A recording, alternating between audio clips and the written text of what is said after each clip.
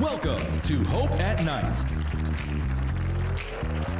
featuring Gio Marin, Jason Shives, Q&A with our live audience, and host Anil Kanda. Today's episode: how can I reclaim my health? And here's your host, Anil Kanda. For centuries, we've been looking for the fountain of youth, whether it's snake oil, face cream, or magical water, by the way, which you can buy online for $19.99. We're like archaeologists trying to unearth our lost years. But where do we dig? Oftentimes in our wallets. And in the end, we're not getting any younger. While long life and vitality is not found in a bottle, it does exist.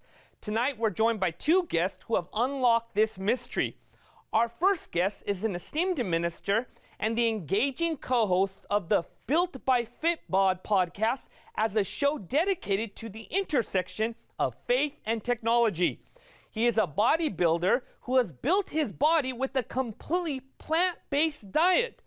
But before he found this fountain of youth, his life was circling the drain. Please welcome to Hope at Night, Gio Marin. Gio, thanks for being here. Gio, I'm excited about this discussion. Same here, brother. Same here. Now, you seem to be living a life right now, but this wasn't always the case. No, it wasn't. I grew up in the Bronx in the 70s and 80s, and if anybody knows about the Bronx in the 70s and 80s, let me just highlight it by this. In the summer of '88, 3 of my friends were murdered. One, the second baseman of my baseball team, regular street fight. The father got drunk, ended up shooting him. And then the other 2 were drug-related, but I don't want to get into those details. That's intense. Now, in your growing up, when did you actually feel like you hit rock bottom in your life? Well, rock bottom came several years later. I was involved in a relationship that went south. I got fired from a job. I was doing something illegal in the stock market. Not necessarily illegal, but unethical. And well, the market crash of, I think it was 98 or 2000, I ended up losing like $80,000 in a span of a couple of weeks. Several of my investors lost millions of dollars, but we couldn't say anything because it was all under the table. And that hit rock bottom. And that's when the Lord said, hey, look, you've done it your way for all these years. When are you going to try it my way? I said to that still small voice, I said, look, that doesn't mean I have to be a Christian. So I started looking at other religions and everything, but I ended up in Christianity. Wow, how did your life change, and what are you currently doing? Well, at that moment, having been a registered financial advisor, I ended up saying, let's go study ministry. I wanted to immerse myself, ended up starting ministry, and then the rest is history. Wow, when did you become interested in health? Health came years later. My wife, and I love sharing this story, we had trouble conceiving for 4 years. Turns out she had celiac disease. And it wasn't until we discovered she had celiac disease after 4 years that we conceived a baby girl named Hannah. Now we have 3 girls, 8, 5, and 2, and I'm going to be 51 in March, so I'm an old dad. I gained a lot of weight during the pregnancy. My wife was eating a 4th meal. I like how you worded that. I gained a lot of weight when my wife was pregnant. Yes, because I was, supporting her, so I was eating a 4th meal with her. I ended up ballooning to close to 200 pounds, and I remember the day my life changed when it came health-wise. I was at the pool, and there was an older man who was very physically fit. And I looked down at myself and my belly and all that, and I said to myself, I felt pity. For the first time in my life, I pitied myself. Then I snapped out of it, and I knew I needed to take responsibility. And so I started that journey then. Why plant-based diet? Well, I love research. I have a Master's of Divinity, and one of my studies' emphasis was systematic theology, and one of the courses I had to take was research. So when I put myself to something, I started doing research, and everything came up plant-based being the most optimal, not just for health reasons, but for clarity of mind, which is the number one reason I actually work out. What I noticed was I was feeling a lot healthier right away. It took about 2 or 3 weeks and I started seeing the results. Now, it wasn't until I started lifting weights, though, that the weight wanted to come off. Because we all know a lot of people who lost a lot of weight, but then look frail and thin. No offense to long-distance runners, but I didn't want to look like that. I wanted to look like a sprinter. And so it was when I combined the plant-based diet with lifting weights that I started to see the transformation I wanted to see. Gio, but here's a big question, though. Where are you getting your protein? The number one question people ask. You know, I like to mention, where does a gorilla get its protein, right? A gorilla is plant-based. Look, all foods have protein, especially plant-based protein. Tofu is what they call a complete protein. Edamame. By the way, I love edamame pasta. 4 ounces of that is 42 grams of protein. So getting enough protein is not an issue. What do you say when you meet people who eat meat all the time and are in the fitness industry and say, wait a minute, there's no way you can get like this unless you start taking all this animal-based protein in us? Well, I refer them once again to the animal kingdom. I refer them to a lot of websites that show people a lot bigger than I am who have been lifting for a lot longer. I've only been lifting for 3 years and I've seen tremendous results. I'm not one of those plant-based people who says, oh, you have to always give up meat, but it's healthier for you long term. As a matter of fact, there's just a study of over 400,000 people who showed the benefits of plant protein. The more animal protein you consume, the shorter lifespan you have. The more plant protein you consume, the longer lifespan do you have. The one thing that is a pattern amongst, very dedicated bodybuilders is they're not living long. Yet they are considered the epitome of fitness. A lot of these fitness influencers on YouTube, unfortunately, some of them are on gear, what people call steroids and stuff like that. But there is a well-known YouTuber who is a PhD champion bodybuilder. He's a champion deadlifter. He says that if he had to choose one, he would choose plant-based because of the fiber and all the other minerals. But he says, I don't have to choose, so he continues to eat meat.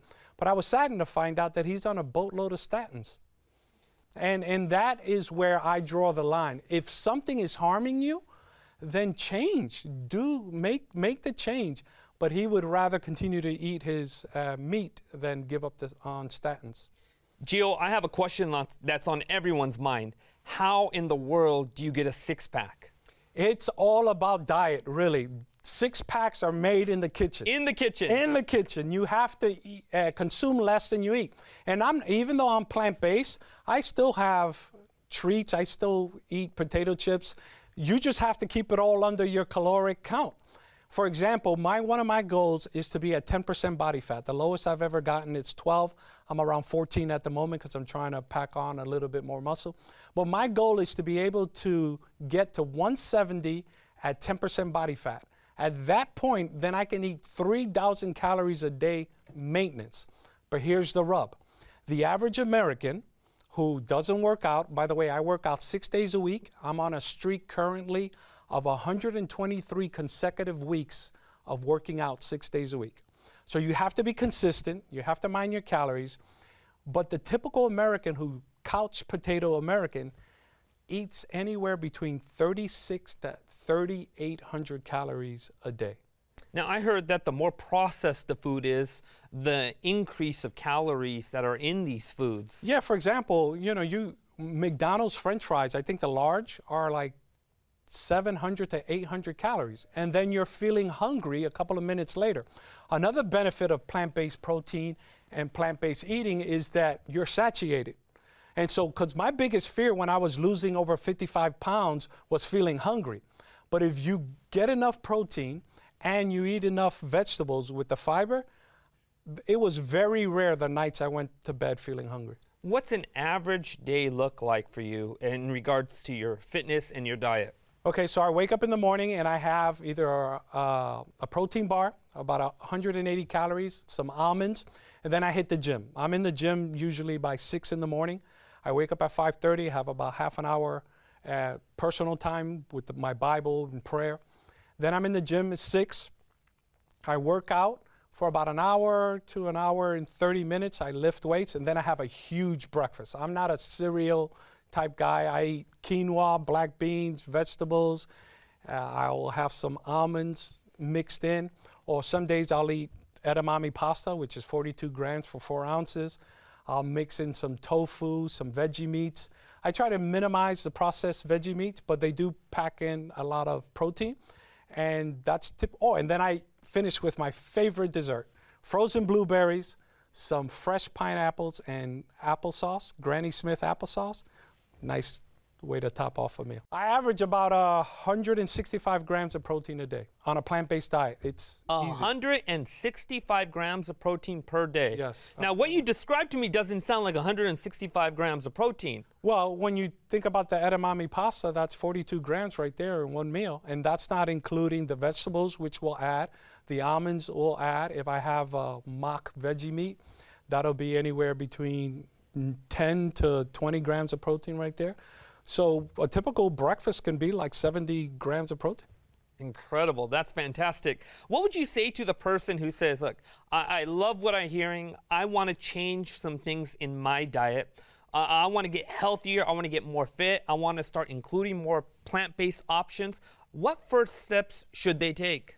Well, the first step is you should be able to track your calories. Many people underestimate how much they're eating.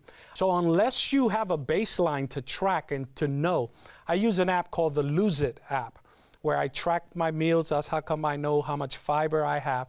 So you start there. I'm not one who advocates give up ice cream or give up pizza. Just know that it has to fit within your calories. And one thing you'll begin to find out is, man, quote unquote, that hamburger is not worth it because it's 800 calories, but I'm hungry 30 minutes later, as opposed to rice and beans and vegetables, and you're not hungry till your next meal and you're getting the protein you need. So it starts with calories, and then you have to lift weights. How many people love doing cardio, right? Cardio is the thing to lose weight. Not really. You don't want to do cardio. If you had to choose one, pick weights over cardio, because if you ever come squatting with me, you'll get enough cardio workout there because you're huffing and puffing at the end. Don't give up meat right away if you aren't inclined to, but include more vegetables, include more fiber. The typical American only gets like 15 grams of fiber. The recommendation is 35. On a plant-based diet, I average around 90 grams of fiber a day. That's fantastic. Thank you so much for sharing with us. I'm inspired and encouraged to improve my own health.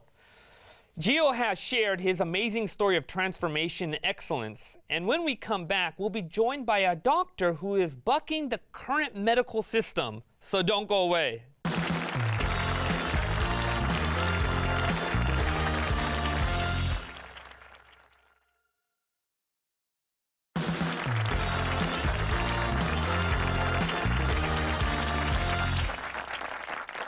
Welcome back to Hope at Night. In our previous segment, we caught up with Gio Marin, a plant-based bodybuilder. Our next guest is an emergency and lifestyle medicine physician who came to the realization that more of his patients suffer from ailments caused by their own choices and not their genetics. Let's find out how he works to help patients take their health back. Let's give a Hope at Night welcome to Dr. Jason Shives.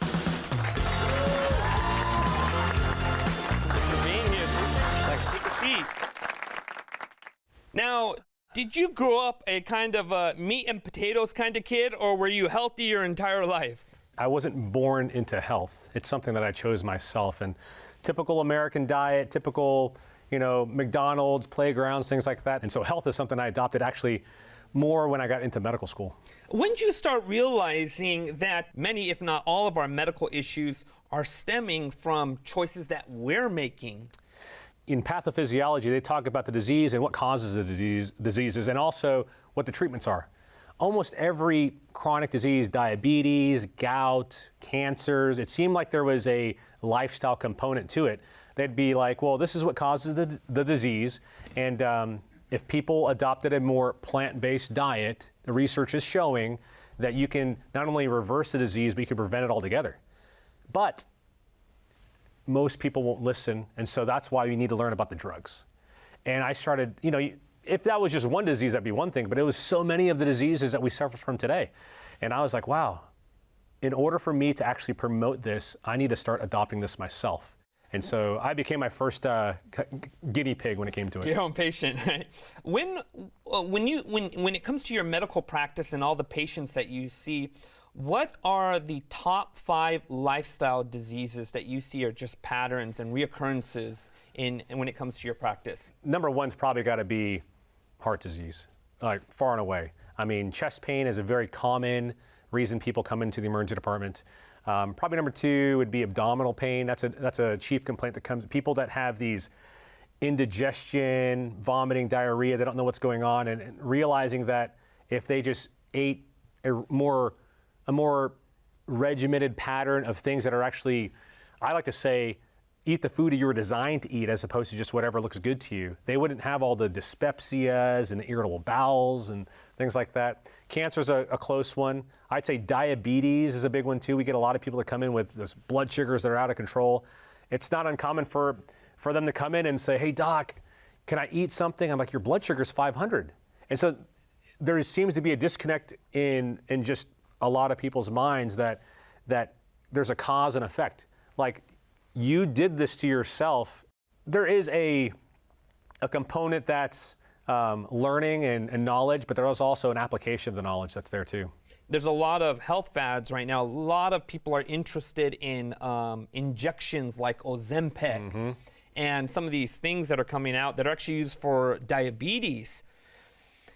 There's not a magic pill that will solve all of our weight control issues out there? Okay, so you mentioned this medication, right? And so it is a very powerful medication. It was found kind of a secondary side effect is people were losing weight when they were treating these diabetes. It works. It does make a difference. But the problem is just about every single person that comes off of it gains all that weight back. So what you've changed is not the brain. I heard Gio talking earlier about, this consistency of 120 something weeks of just being consistent. You will never have to stop making good decisions in your life. I mean, it's a daily process. And there's things that can kind of help you short term, fad diets, South Beach diet, this or that. You can lose a lot of weight, but it'll come back. I've tried a lot of these myself, and I can be a testament to the fact that nothing is better than just good, hard. Your doctor says, eat right and exercise. That's right. So, doctor, when we're looking at factors that increase longevity, that help us not just to live long, but also the quality of life itself, what would you say are the top factors that contribute to good longevity?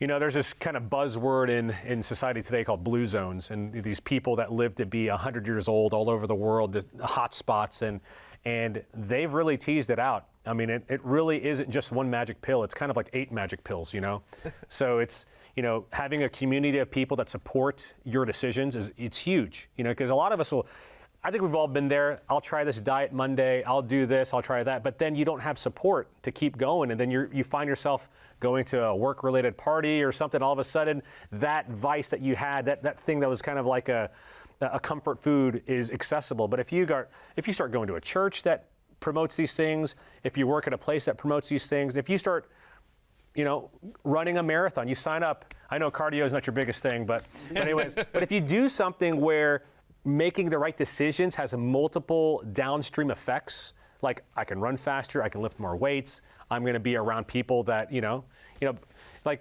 smoking. Like if I want to quit smoking, it's getting harder and harder to find places to be able to do it. So I'd say having an environment that supports it. Changing your diet. We've been talking about a plant-based diet. It's becoming more vogue. It wasn't for a long time. But people are starting to realize that I don't just want to, I had this conversation just earlier. They did a study, it was published in the New England Journal of Medicine, I think it's about 5-6 years ago, where they actually compared all the major all the major diets that are out there. The Ornish diet, the Mediterranean diet, keto, Atkins, all these things, a vegan diet. And you can lose weight on any one of them. In fact, what they found is it seems that when you just do something that's regimented and you don't just eat whatever you want at any time, you're going to lose weight. You're going to have a regimen. But the problem is the studies that show the most longevity, it's the plant-based diet. So you want to get the best of both worlds. You want to be able to look good and feel good now, but you also want to be able to maintain it as long as possible. So diet, support group, I think water is a big thing too. We're drinking a lot of calories that are unnecessary, and besides water, we are probably the #1 addiction in this country is coffee. I'm one of the few doctors, I think, that have went all through medical school, all through residency, and now, 15 years into practice, and I haven't drank any caffeinated beverage to stay awake. They're like, how do you do that? Because I work night shifts, I work day shifts. Yeah, because most medical professionals I know need some coffee. Absolutely, absolutely. I mean, it's just like, don't talk to somebody unless they have their coffee, right? My cup of coffee is going for a mile run in the morning or doing some type of workout in the morning. I do cold showers. That's another big thing that's becoming, kind of cool nowadays, is these kind of polar plunges and, ice plunges. But it's something I've been doing for a long time, because I tell you what, I am not going back to sleep after taking a 60-second ice cold shower.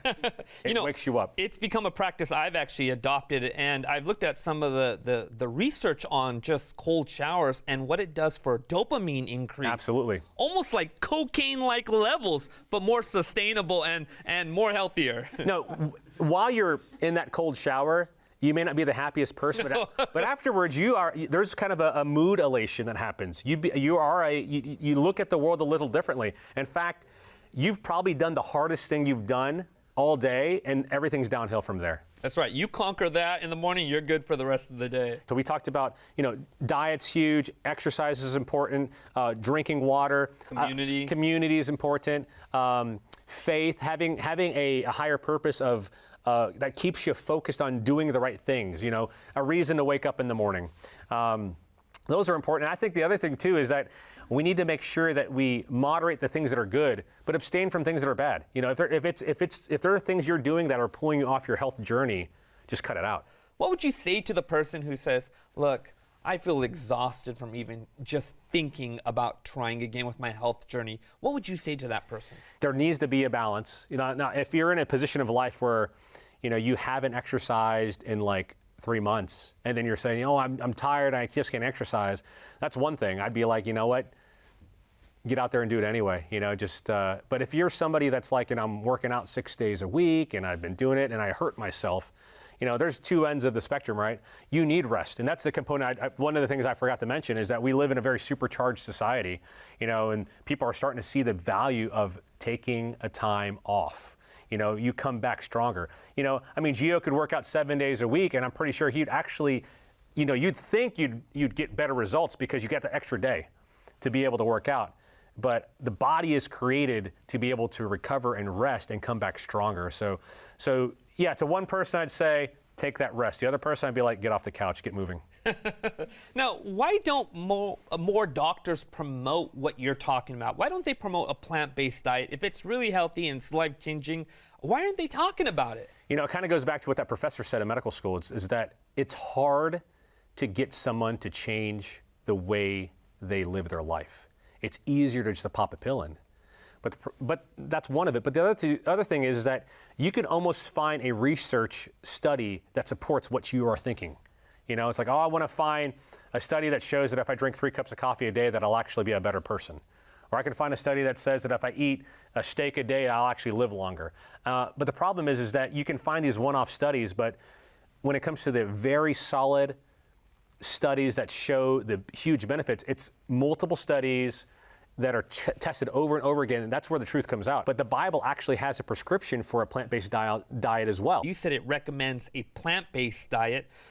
Where is that found, and what is it telling us about a plant-based diet? If you want to see God's perfect ideal, you go to the first 2 chapters of the book of the Bible, Genesis chapters 1 and 2, or you go to the last 2 chapters. So if you go to the first 2 chapters, one of the first things God does is he tells people what to eat. It's the first chapter, Genesis chapter 1, 29, it talks about, and basically it's a plant-based diet. Fruits, nuts, grains, this will be your food for you. And I have these conversations with people, and I'm like, you know what? If you take the Bible literally, how long did these people live? Like the original people after Garden of Eden, for the first 10 generations of people that, Adam and Eve's kids all the way down to you get to the time of Moses, they were living almost 1,000 years. It's phenomenal. And it wasn't until Genesis chapter 9, verse 3, where you find that all of a sudden people went from living 800, 900, 1,000 years down to like 200, 150, 100. And it was a quick drop. And what happened? There was this worldwide flood, and God gave a command to the people living during that time, you shall eat meat at this time. And he allowed the human race to go ahead and start subsisting off of not just plant foods, but animal foods as well. And one of the major things that we see happen is that they went from living 700 to 800 years, 900 years to living, our life expectancy now.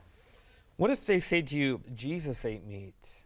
Eating meat is, from a theological perspective, is something that God allowed people to do. So it's not something that you're condemned by doing. But at the same time, Jesus also has recommendations for resting and things like that. If you look at his own life, he would stay up all night long praying. It wasn't really getting his 8 hours of sleep. And so there is a time, even the wise man Solomon said there's a time for different things under heaven, right? A time to be born, a time to die.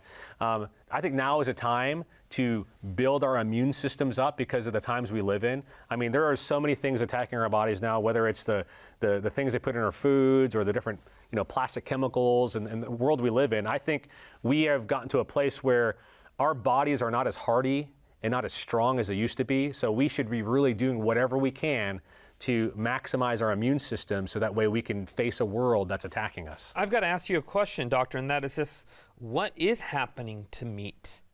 When you look at the fishes, ocean life, when you look at cattle, what is happening to meat currently? Well, we've gone over the last 100 years from a place where we used to make our own food to where it's become commercially based. And so in order to keep a certain profit margin up, you have to have, meat that's free of diseases, meat that's available, antibiotics, things are happening in the animal kingdom. That's one of the reasons why I chose to go plant-based myself is that, yeah, I'm getting these calories, but what's being put into these animals that are, like for instance, when we tell pregnant ladies, you need to limit your fish intake because the mercury content. Over time, what's happening is we're seeing that the foods coming from the animal kingdom are getting more and more toxic to the human body when it comes to nutrition. That's a lot of information, and as I'm hearing this from you, I'm just like, man, how do we even begin to make steps towards a healthy diet? I know it sounds extreme that you cut all meat out of your diet. It's because food is not just something that, we don't look at food as just fuel. It's also like socialization and culture, and well, if I change my diet, my wife doesn't cook this. And so listen, there needs to be a time to allow the mind to follow what the palate is doing. And so let's make those commitments. So I draw like a tree and I have like a cow here, and I'll be like, okay guys, most of us eat somewhere in the middle. Every step you take towards the tree or the broccoli or whatever, you're gonna have positive results. Now, for some things, like when you are so far down the line when it comes to like I'm gonna just give an example. I actually had a Baptist pastor come to my practice one time, and he's like, Doc, I am taking Percocets, I am taking all these pain pills, I can't get off these medications. I've got severe gout. I don't know what to do. None of the gout medications are working. This guy was like 45 years old, he's still pretty young, but he could just see he was in pain. He's like, I gotta dope myself up on Sunday morning so I can preach a sermon, smile and shake people's hands, and they're grabbing my hands and crushing all those gout crystals in my hand, and it's horrible. What can I do? I was like, listen, this is very easy, but it's also very hard. It's easy because all you gotta do is cut the meat out of your diet. He's like, that's it? It's like, yeah, that's it. And what else? That's it. Just do that, and I guarantee you'll have a positive response. He's like, okay. He came back 2 weeks later, Doc, I'm still in pain, what's going on? He's like, what did you do? He's like, I cut all the red meat out of my diet. And I was like, I didn't say cut the red meat out of your diet, I said cut all the meat out of your diet. He's like, oh, okay. I was like, and you get it, it's like all animal products. So he was gone for 2 weeks, came back. Doc, I'm still hurting. It's like, what did you do? I got all the meat out of my diet. I was like, what did you replace it with? I'm eating a lot of eggs and cheese, lots of milk and a lot of cream. I'm like, I gotta get my calories. I was like, listen, just go home and eat plants. Cut it all out. Just trust me just for 2 weeks. Just for 2 weeks. So he never came back. And so I was like, my nurse was actually one of his parishioners. So I was like, hey, what's up with Pastor Bill, And he's like, man, I don't know, but he's been doing really well at church. I was like, really? Tell him to come back. I'm not gonna charge him, I just wanna hear him. So he comes back like a month later, he's like, Doc, you're all right.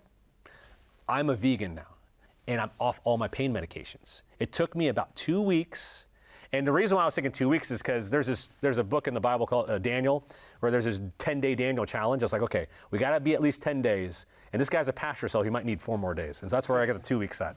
And he was so excited about this that he actually came. My wife teaches at a Christian high school, Bass Memorial Academy. And he came, and my pastor allowed this Baptist minister come to our church and preach for the prayer meeting. And he got up in the front, and he's like, you better listen to this doctor. He sounds crazy, but it works. It works. I'm living testament. I mean, he actually got to the point where with gout, you can get these nodules that grow in your knuckles and things like that. Because what happens if you look under a microscope, gout crystals are like shards of broken glass. And if you can imagine that, it's like in your small joints. Every time you bend your fingers, it's like painful. It's very painful. And all of that was, he had decreased the amount of uric acid from decreasing his animal protein intake, that it was actually allowing his kidneys to clear all that uric acid out, and all of a sudden it goes away. So your prescription to him was to cut out the meat and just start incorporating plant-based food. Absolutely. And you saw this dramatic change in just, how many weeks was that? It took him about 6 weeks because he had to keep coming back for more motivation. Right. That's incredible. That is an incredible story. You know, it's really interesting as you're sharing. I was studying public health a few years ago, and I took a class on health behavior change. It was a big old textbook we had to read. Mm-hmm. And by the very end, it summed up the textbook. It summed up all the information in the textbook about health behavior change. And it said this: if you are not succeeding at reaching your health goals, and they looked at all the research, they said the number one factor is this: you are not around enough people who share your goal as a value. In other words, they realized the primary influencing factor in helping people to change behaviors was being around people who also shared that goal as a value in their life. It contributes to that. Absolutely. Now, you yourself are part of a fitness group. That's right. Could you tell us a little bit about that? Yeah, okay, so I'm part of a group called the F5 Challenge. The first F is faith. And yeah, there's a picture on the screen there. There's me on the left, and a friend of mine. He's actually the founder of F5. His name's Calvin Kim. He's a dentist. Second F is fellowship, importance of being able to be around other people that have those same values. Fitness is the third F. The fourth F is fortitude, where we get together, we do exercises together, but we'll also try to do things that are tough. Cold plunges, climb mountains, do crazy things. And then the last thing we do is, last F is fun. We want to have fun together. Life is tough already. There's a loneliness epidemic in this world right now. Everyone's connected, but they're connected on their phones or connected on the internet. This is about face-to-face relationships, meaningful connections through memorable challenges is our mission statement. And anybody here, anybody that hears this, you're more than welcome to join us. It's f5challenge.org. Even if I'm not a religious person, I can be part of this? Yeah, we have people that describe themselves as atheists. They come there for the fellowship, the fun, the fitness, and stuff like that. If you come, you got to have at least 3 of the F's as values, you know, because like if you're somebody that's like into food and all these other things, or the other F's, it's probably gonna be boring, you know. So, but for the most part, we're likable people. We just want to do life together in a fun way and challenge each other because you're right. One of the best ways to keep a healthy lifestyle going is to surround yourself with people that are encouraging that decision. That's right. Excellent. Appreciate this discussion. It's time to go to a break, but when we come back, we're giving our studio audience the chance to pose their questions to the doctor and Gio. We'll be right back.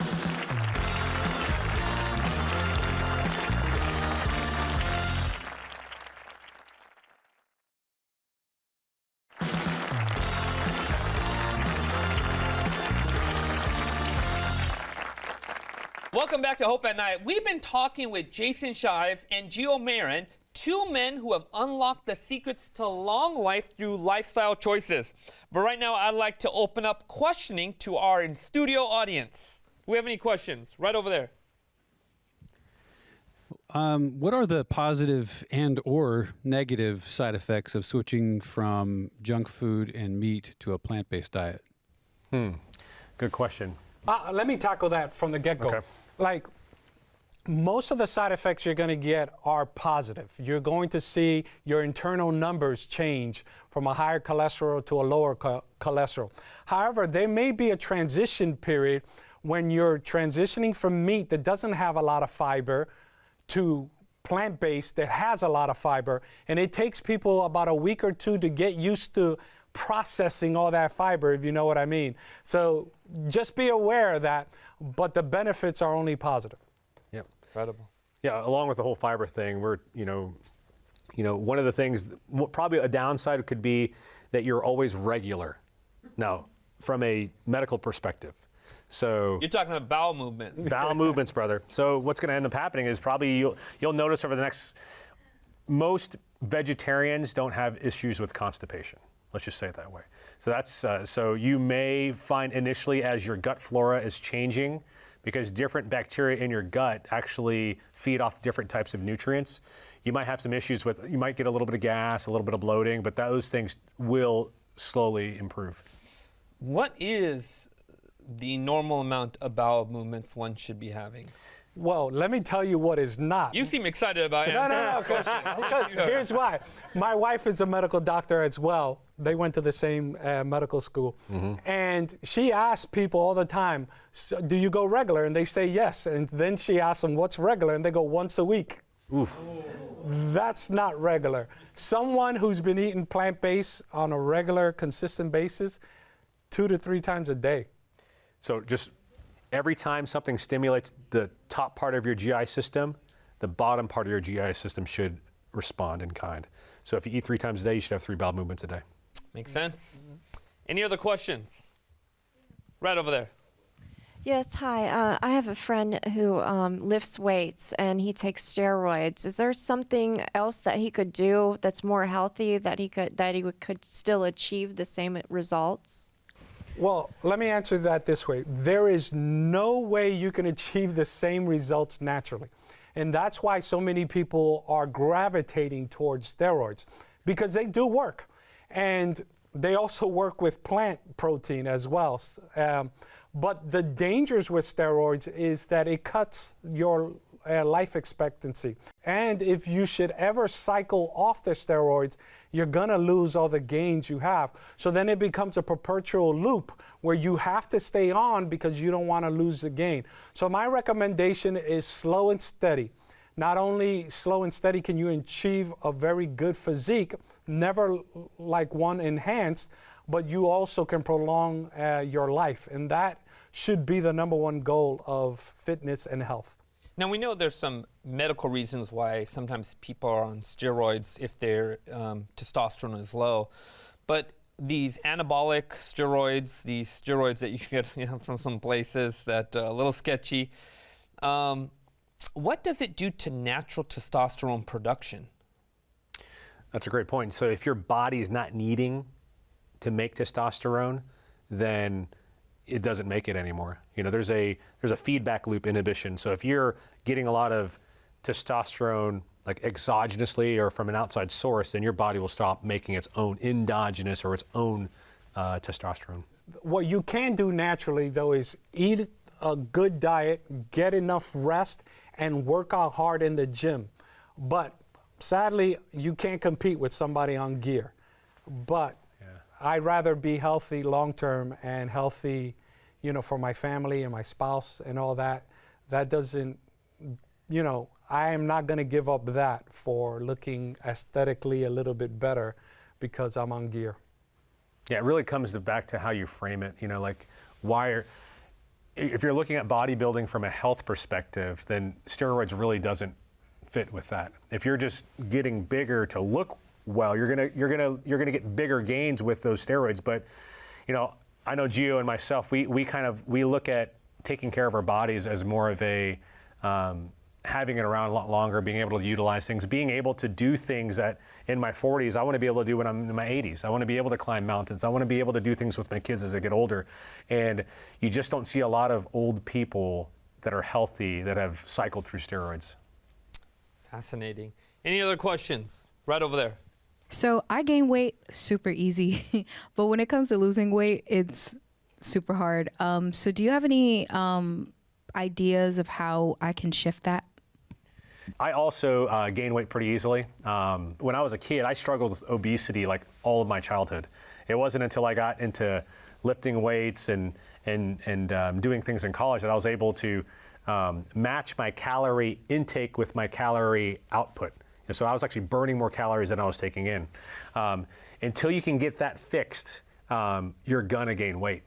So I think the first thing is you gotta make the decision in your mind that you have an end goal in mind, that I'm going to, whether it's a goal weight or I'm going to get healthy or I'm going to do whatever. And a lot of people have a hard time losing weight because they're used to a certain amount of calories per day or a certain amount of eating pattern. And when you start restricting yourself, it hurts. One of the best tools to kind of help people do this is intermittent fasting. I've become a big believer in this, where you actually will purposely restrict your eating time, so that way you get yourself used to saying no to yourself. And this, when you do it with diet, it helps with other things as well, because there's lots of other things in life that we just have a hard time saying no to. So you can, and as you move towards a place where you take control over the amount of food you're eating, you'll start to notice that you can actually take control of other areas of your life as well. So it's possible. You talked about intermittent fasting. Can you break that down exactly what that is? It's having purposed periods of non-feeding. The guy in the middle is one that did not intermittent fast when he was a kid. That's actually my family. This is in the 90s on a beach in Florida. And I'd come home from school, I'd raid the fridge. We don't realize, Gio had mentioned that it's important to be able to track your calories. We just underestimate how many calories we eat. We eat until we feel a little bit of discomfort, but what ends up happening is your stomach stretches out and it gets used to that amount of food, and so it doesn't become uncomfortable the next time you eat. And so we need these opportunities where there's not food in our bellies, in our stomachs, so that way it can shrink down a little bit. Typical person that doesn't do intermittent fasting probably goes to bed, let's say 10 o'clock. Maybe their last meal was at 6 or 7. Well, you're fasting, and that's why the word breakfast came from. You're breaking the fast in the morning. That's your first meal, you're breaking the fast. And so if you go to bed at 10 and you're not eating until, let's say 8 o'clock, you've just fasted for 10 hours. Your biggest benefit is if you can somehow get to the point where your non-feeding time is 16 hours or more. So that would look more like, having your, if you eat like at 8 o'clock and then 8 hours later, you would have your last meal. So like 4 o'clock. So you have a meal at 8 and stop eating at 4. So that'd be kind of early. Then you have 16 hours where your body, there's lots of information you can find that talk about the benefits of what your gut does when it's fasting, because your digestive system becomes more like an endocrine organ. It starts making things like melatonin and other hormones when it doesn't have to focus on digesting food all the time. It's giving your body a break. A break. It's a vacation. That's right. So it can deal with other issues. Yeah. Let me give you a shorter answer. Sorry, Jason. No, go ahead, please. Track your calories, eat more protein, and lift weights. Because here's what happens when you don't lift weight and you lose weight. For every 5 pounds of body fat you lose about 1 pound or 2 of muscle. So what happens is your metabolism begins to slow down again. And so now there's only so much restriction of calories you can do. I would rather you build muscle, and especially somebody who's deconditioned, if you start lifting weights, you'll get gains pretty fast. So the more muscle you have, the more calories you can eat. So track your calories, eat more plant-based protein, or any protein, but I prefer plant-based, and lift weights. And the weight will come off, and you won't lose the muscle, so therefore you can continue to eat more calories. Excellent. Any other questions? Right over there. I have a question. Are you concerned that this level of extreme diet control can bridges into disordered eating? Well, I don't personally like to think of a plant-based diet as extreme. It can be for some people that aren't used to just eating plant foods. But I think the question kind of tied into like things like eating disorders and things like that. There are the diet themselves doesn't predispose you to having this type of a disorder.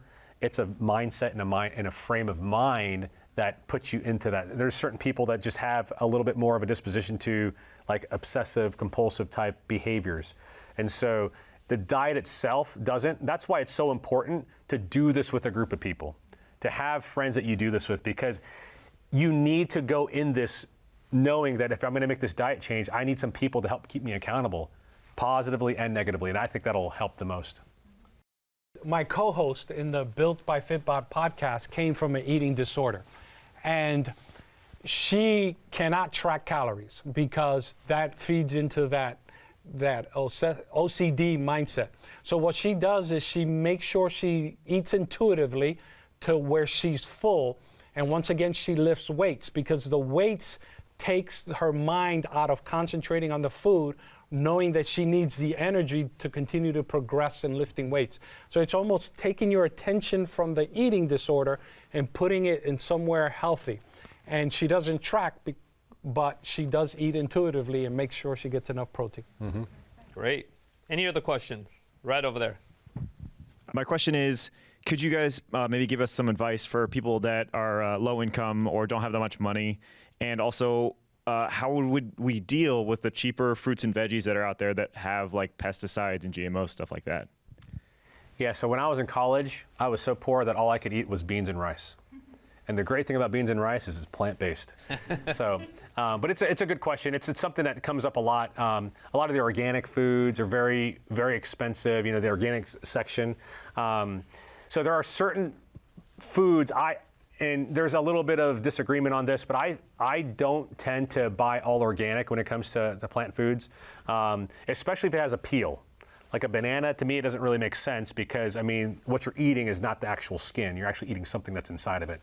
In fact, I went to a lecture once where the presenter actually mentioned that if you were to look at animal foods versus plant foods, the amount of pesticides that actually stay in an animal product versus a plant product is like 10 times more. So if you're to let's use a scale of 100, and you go from let's say normal non-organic meat is like 100. Well, if you go to organic meat, then maybe the amount of pesticide concentration is like 90.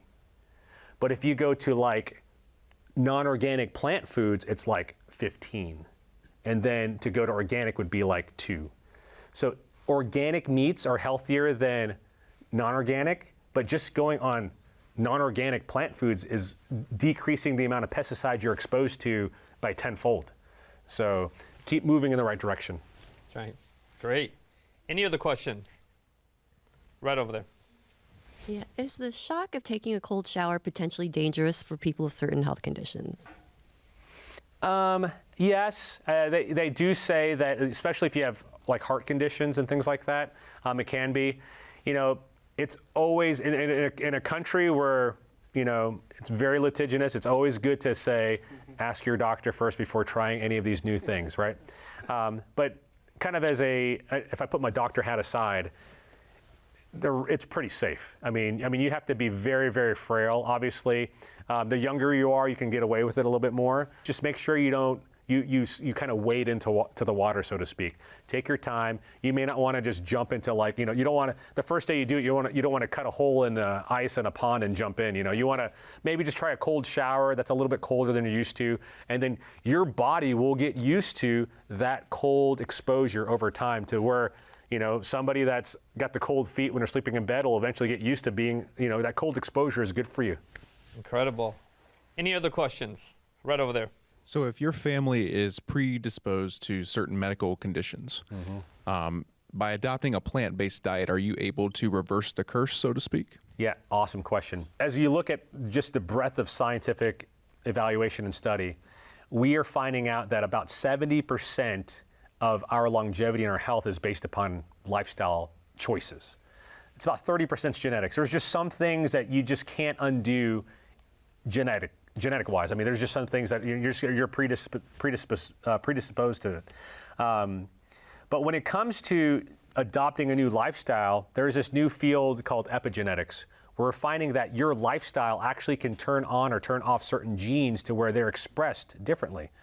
And when it comes to that next generation, they're inheriting a blueprint that is based upon your healthy decisions as opposed to bad decisions. So you do get benefits by making healthy decisions, but the next generation gets even better benefits. And if it continues onto the second and third generation, we're going to have just amazingly healthy people. Your great grandkids will be running laps around you. That's fantastic. Gio?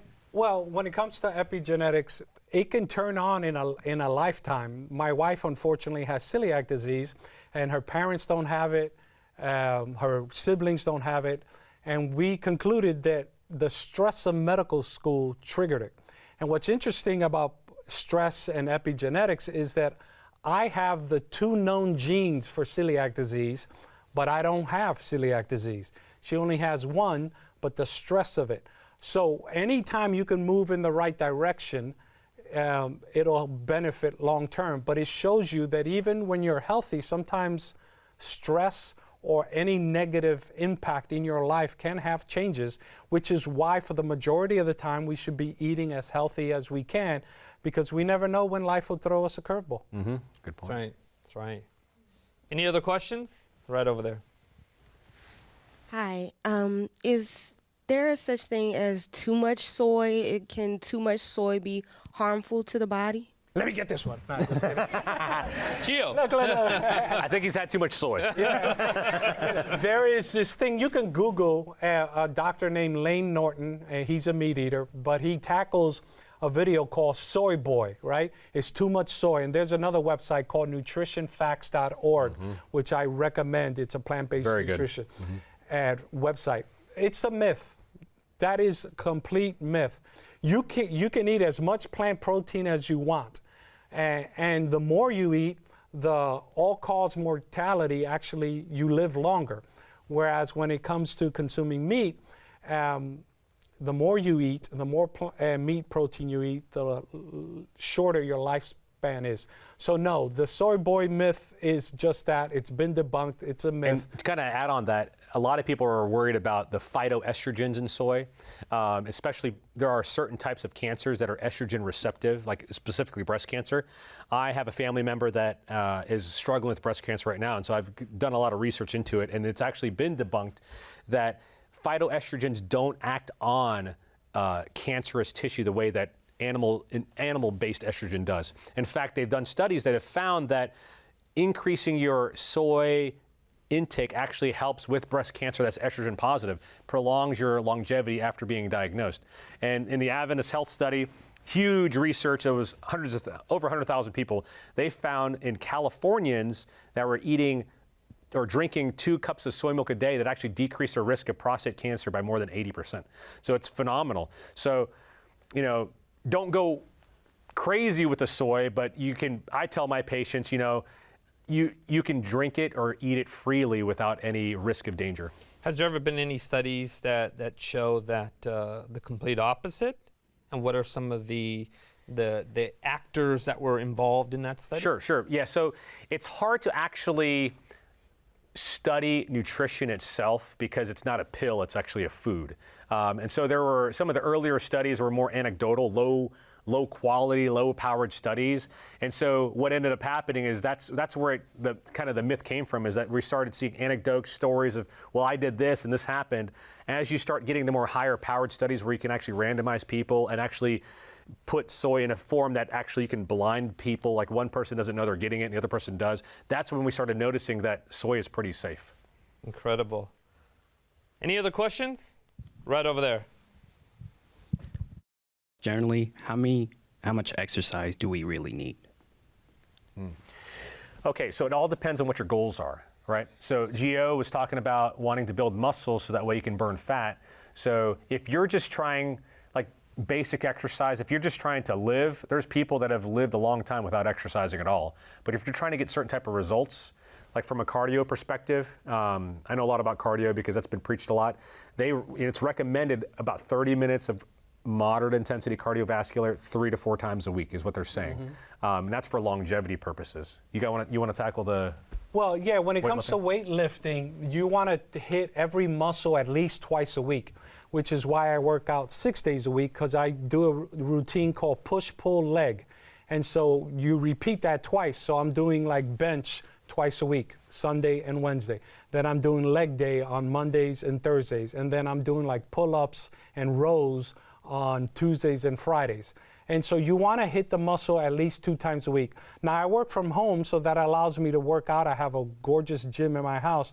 However, if you're working outside of home and you are like a typical 9 to 5, then you can hit the gym 3 times, but then you're working out full body, so you can get those muscles twice a week. So I recommend that everybody should lift. We tend to lose 1 to 5% of muscle mass per decade beginning in your 30s, which is why the number one reason old people end up dying is they'll trip and fall, break a hip, and then it's declined from there.